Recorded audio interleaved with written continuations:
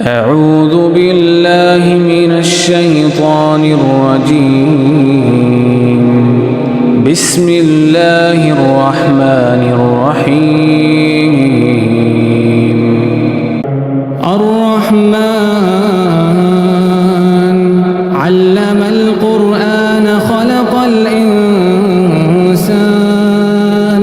علمه البيان الشمس والقمر بحسبان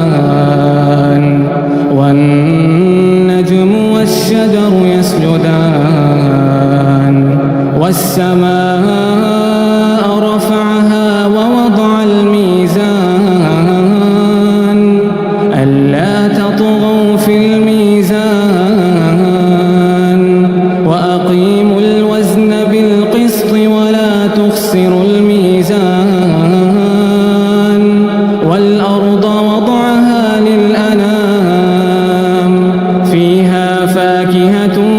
والنخل ذات الأكمام والحب ذو العصف والريحان فبأي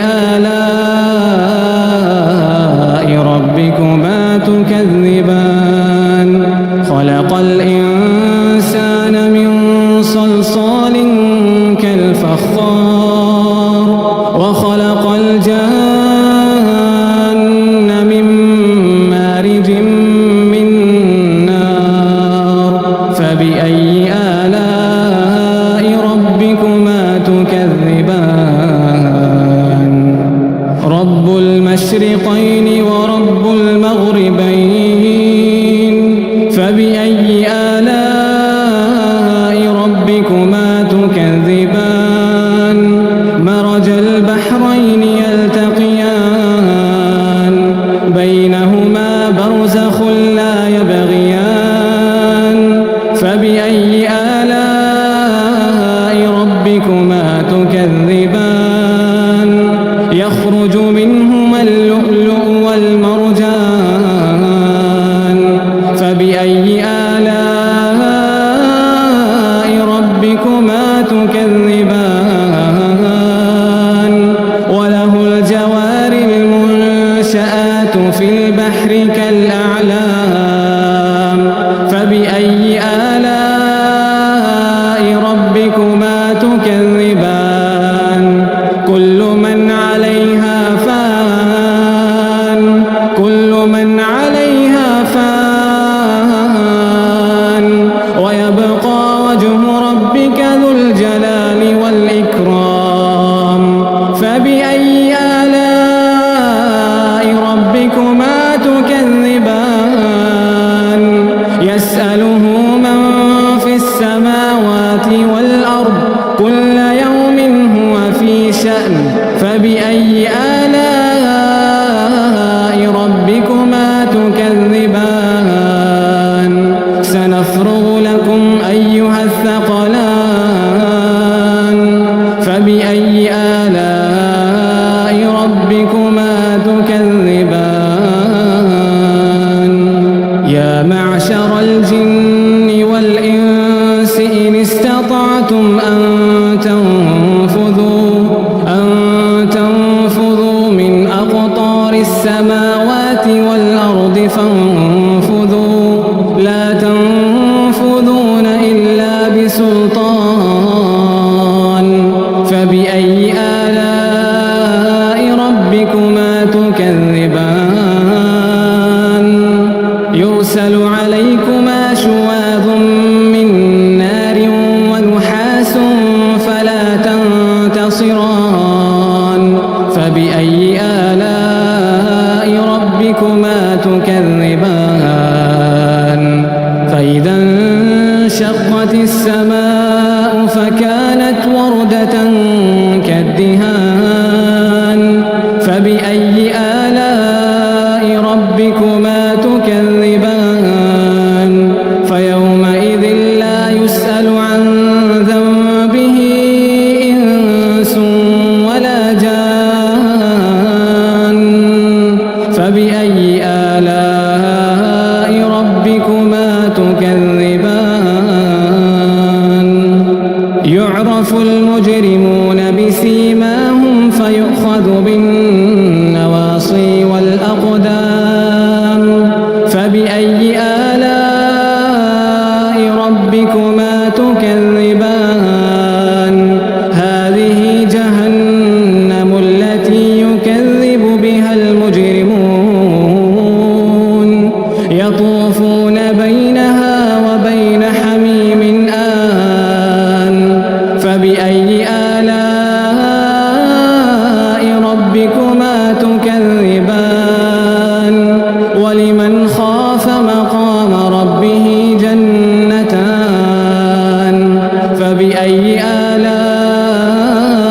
ربكما تكذبان ذواتا أفنان فبأي آلاء ربكما تكذبان فيهما عينان تجريان فبأي آلاء ربكما تكذبان فيهما من كل فاكهة زوجان فبأي آلاء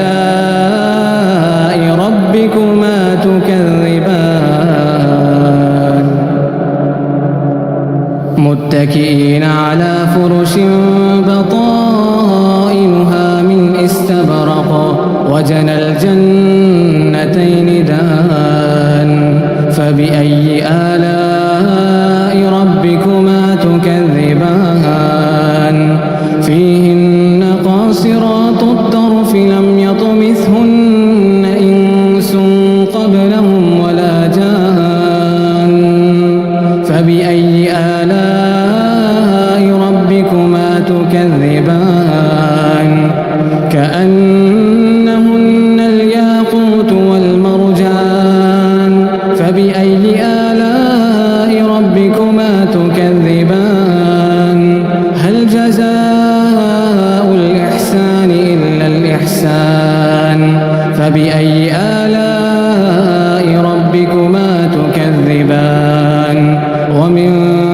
دونهما جنتان فبأي آلاء ربكما تكذبان مدهامتان فبأي آلاء ربكما تكذبان فيهما عينان نضاختان فبأي آلاء ربكما تكذبان فيهما فاكهة ونخل ورمان فبأي آلاء ربكما تكذبان فيهن خيرات حسان